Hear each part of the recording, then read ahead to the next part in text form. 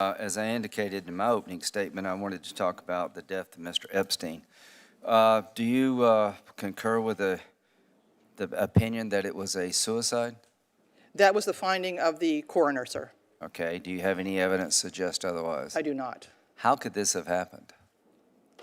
Unfortunately, sir, the death and the whole situation is still under the investigation of the FBI and the Inspector General's office, and I'm really not at liberty to discuss specifics of this case. I can discuss issues around institutional operations, but I can't specifically talk about that particular issue. Okay. With a case this high profile, there's got to be either major malfunction of the system or a criminal enterprise at foot to allow this to happen. So are you looking at both? Is the FBI looking at both? If the FBI is involved, then they are looking at criminal enterprise, yes. Do we have people in custody today of this high-profile nature? Have we done anything to adjust since Mr. Epstein's death? Sir, we take every inmate's life very seriously in the Bureau of Prisons. A high-profile inmate is no more important or significant in terms of our operations than just the average inmate that comes our way. When I mean high-profile, somebody's on a suicide watch. I would like to explain our suicide watch system, if I may. I can't talk specifically about Epstein, but we have different tiers of response if we identify an inmate who appears to be having suicidal thinking. And I came into the Bureau as a psychologist. I worked with lots of suicidal inmates. I was warden in our psychiatric facility in Butner, and I know how difficult it is to always be able to predict who is suicidal and who is not. But once an inmate is identified as potentially suicidal, we have a suicide watch operation that we can place them in. It's a very stark, very difficult setting where everything is stripped from the room except a mattress. They get a coarse gown-like to wear that cannot be twisted in any way that they could hang themselves from it. They have one mattress and one blanket, and they are watched constantly. There's nothing else in that room. Was Mr. Epstein on suicide watch? Yes, he was. However, the average time on suicide watch is only about 24 hours because it is such a stark and actually depressing situation. We then can move them to another tier of observation, which is called psychological observation. Did that happen in this case? I can't speak specifically, but I am sharing this with you so that you understand our procedure, sir. They then can move to another tier, which is psychological observation, where they get their clothes back. They're in a more normalized setting. They are watched and scrutinized every moment of the day, but that is a much more normal environment. Do they have roommates? I'm sorry, sir? Do they have roommates? No, they do not when they're on psychological observation because they're being watched continuously. Did Mr. Epstein have a roommate when he allegedly committed suicide? No, he did not. Okay.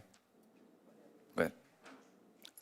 They move into psychological observation. Psychologists see them routinely, interview them repeatedly, and once it's determined that the threat of suicide seems to have passed, then that inmate can be returned back to open population. Well, clearly it didn't work here, so we await the report because all the victims of Mr. Epstein have to have their heart ripped out, else they'll never see justice. Dr. Sawyer, can you think of any other incidents in the history of the BOP that have caused as much crisis for public trust for your institution as Epstein's death? I can only speak for since 1976 when I joined the Bureau. I don't know prior to that, but I would say it's probably gotten the most public attention. There are lots of taxpayers and citizens who've never thought about the BOP, and you have lots of good, patriotic, hardworking folks there. I get that. But in terms of a crisis of public trust in general, but also in terms of your workforce, this death happened in the middle of August, early August. It's Thanksgiving, and you're here to testify today, and you say you're not allowed to speak about this incident. I think that's crazy. Can you distinguish among types of investigations, at least for us? Because I'm aware of at least 3 Epstein investigations. You got a whole bunch of women who were raped by this guy. This is a sex trafficking ring in the United States. This guy had evidence. He's got co-conspirators, and there are victims out there who want to know where the evidence has gone.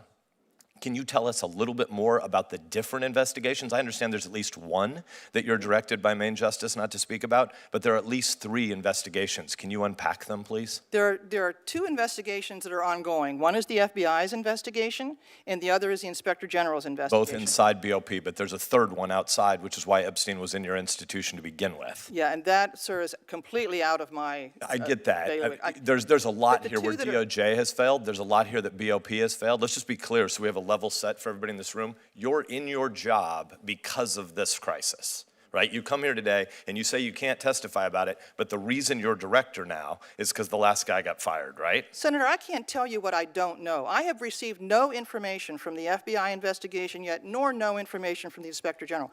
Once those entities go into one of our facilities, we are forbidden from talking to anybody in the institution.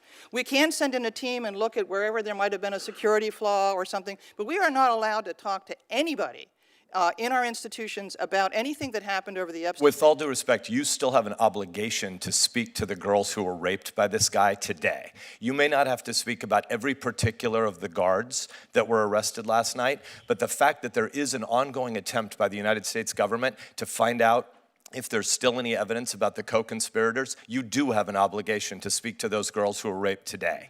You may not speak about the specifics of the charges against those two guards this morning who were taken into custody, but more broadly, you should be able to unpack, have we changed any processes about how cases like this are handled? It's been more than 90 days, and you said, I think your quote was, we treat every inmate the same.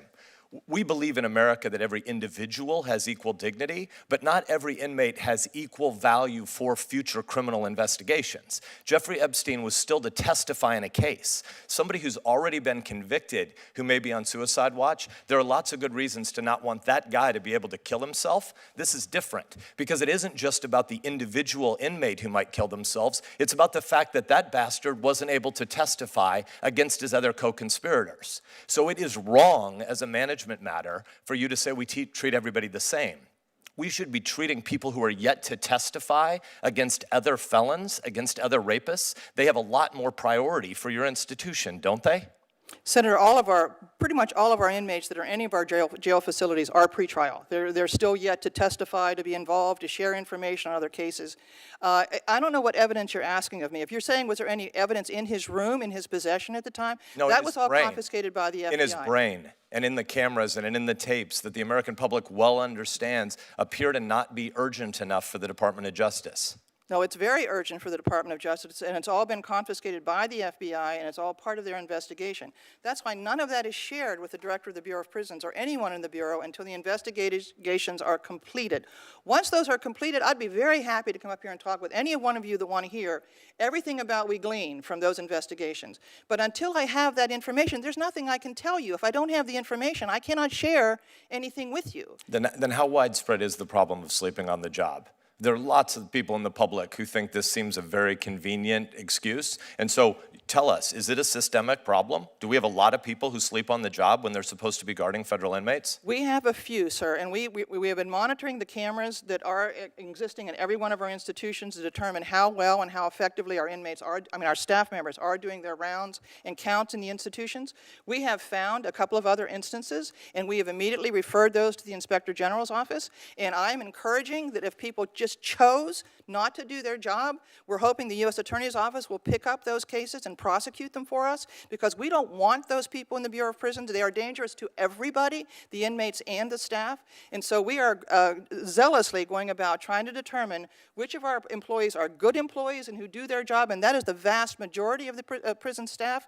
But we do have some, I know, out there who obviously choose not to follow policy, choose not to do their job, and we want them gone. I do not want them in our institutions, and I am exploring those very, very carefully to identify them and get them out of our system. Now, if it's a training problem and they didn't know what they were supposed to do, that's our problem.